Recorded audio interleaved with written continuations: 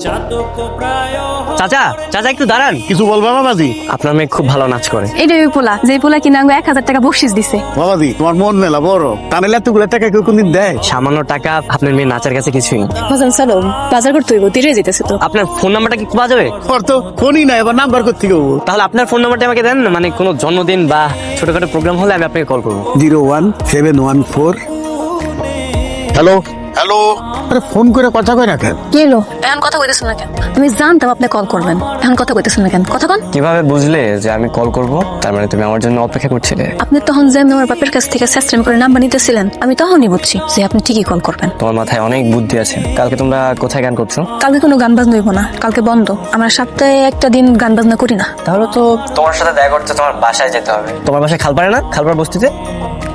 তোকে যে আমার বন্ধুর বাসায় যাইতে বলছিলাম, গেছিলি? তোমার গেলে তো নিশ্চয়ই জানতে পেতে, তাই না? তোর বাবা এতবার বলছে তোর গেলে কি সমস্যা একবার। মানে বাবার ফ্রেন্ডের বাড়িতে আমার